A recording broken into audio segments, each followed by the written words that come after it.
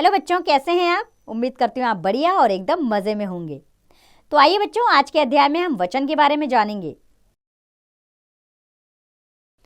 तो क्या है वचन? आइए पढ़कर समझ लेते हैं। कुछ शब्द संज्ञा शब्दों की संख्या बताने का काम करते हैं।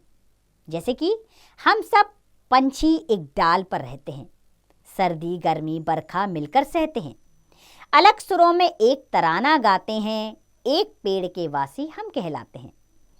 तो बच्चों, ये जो पंक्तियां हैं इनमें कुछ शब्द ऐसे आए हैं जैसे एक डाल, एक तराना तथा एक पेड़। इससे एक संख्या का तथा हम सब पक्षी से अनेक संख्या का पता चल रहा है। तो संख्या बताने वाले शब्द वचन कहलाते हैं। इस प्रकार शब्द के जिस रूप से उसके एक या अनेक होने का बोध होता है उसे वचन कहते हैं। वचन के दो भेद होते हैं, एक वचन और बहुवचन। तो पहला है एक वचन। शब्द के जिस रूप से किसी व्यक्ति, प्राणी, वस्तु अथवा पदार्थ का संख्या या गिनती में एक होने का बोध हो उसे एक वचन कहते हैं। जैसे पत्ता, ताला, साइकिल, चिड़िया, कविता आदि। और दूसरा है बहुवचन। शब्द के जिस रूप से किसी व्यक्ति, प्राणी, वस्तु अथवा पदार्थ का संख्या या गिनती में से एक से अधिक होने का बोध हो उसे बहुवचन कहते हैं। जैसे पत्ते, ताले, साइकिलें, चिड़िया, कविताएं आदि। तो चलिए अब वचन की पहचान जान लेते हैं कि कैसे वचन की पहचान की जाती है। तो बच्चों, वचन की पहचान मुख्य रूप से दो प्रकार से हो सकती है। पहला है संज्ञा या सर्वनाम शब्दों द्वारा। जैसे कि तितली उड़ रही है, तितली संज्ञा है, एक वचन। तितलियां उड़ रही है, तितलियां संज्ञा बहुवचन में है। वह पुस्तक पढ़ता है, वह सर्वनाम शब्द है जो एक वचन में है। वे पुस्तक पढ़ रहे हैं, वे सर्वनाम शब्द बहुवचन में है। तो यहां बहुवचन होने का पता लग रहा है। दूसरा है क्रिया शब्दों द्वारा। जैसे हाथी पानी पी रहा है, पी रहा है क्रिया एक वचन में है, तो एक वचन है। हाथी पानी पी रहे हैं, बहुवचन का पता लग रहा है, पी रहे हैं, क्रिया बहुवचन में है। शिष्य नृत्य सीख रहा है, तो क्रिया एक वचन में है, सीख रहा है। शिष्य नृत्य सीख रहे हैं, यहां क्रिया बहुवचन में है, तो इसीलिए ये बहुवचन है। वचन संबंधी कुछ विशेष नियम हैं, आइए उन्हें जान लेते हैं। पहला नियम है व्यक्तिवाचक और भाववाचक संज्ञाएं प्राय एक वचन में प्रयोग होती हैं। दूसरा है सामान्यतः जातिवाचक संज्ञा का प्रयोग एक वचन और बहुवचन दोनों में होता है, किंतु धातुओं का बोध कराने वाली जातिवाचक संज्ञाएं एक वचन में ही प्रयुक्त होती हैं। तीसरा है जहां आदर प्रकट करना हो वहां एक वचन शब्दों को भी बहुवचन की तरह प्रयोग किया जाता है। जैसे मम्मी स्वादिष्ट खाना बनाती हैं, वह कब आए, डॉक्टर साहब आने वाले हैं, शर्मा जी बीमार हैं, अध्यापक जी पाठ पढ़ा रहे हैं, नेहरू जी भारत के प्रथम प्रधानमंत्री थे। अर्थात अपने से बड़ों के लिए आदर सम्मान के लिए हम बहुवचन का प्रयोग करते हैं। और चौथा नियम है कुछ शब्द जैसे आग, पानी, आकाश, हवा, प्रकाश, वर्षा, जाति, बालू, जनता आदि सदा एक वचन में प्रयोग किए जाते हैं।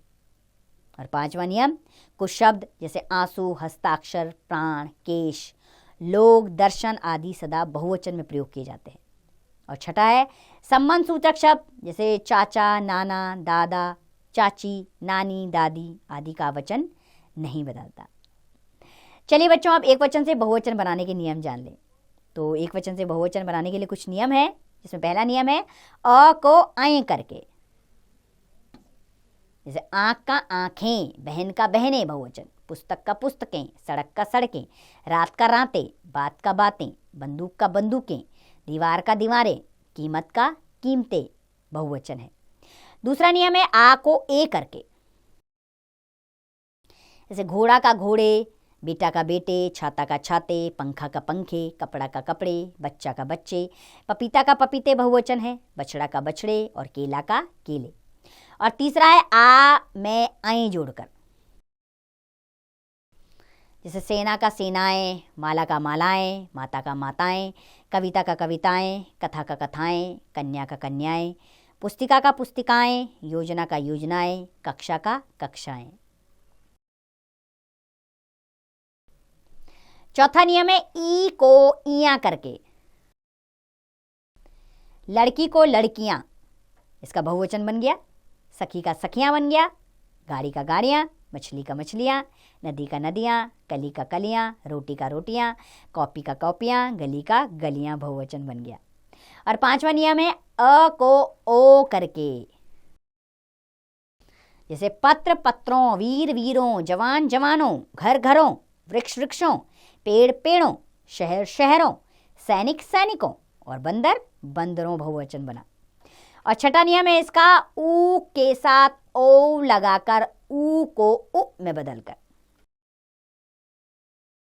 जैसे वधु वधुओं, झाड़ू झाड़ुओं, बहू बहुओं, कद्दू कद्दुओं, लड्डू लड्डुओं, डाकू डाकुओं, भालू भालुओं, आलू आलुओं और चाकू चाकुओं इसका बहुवचन है।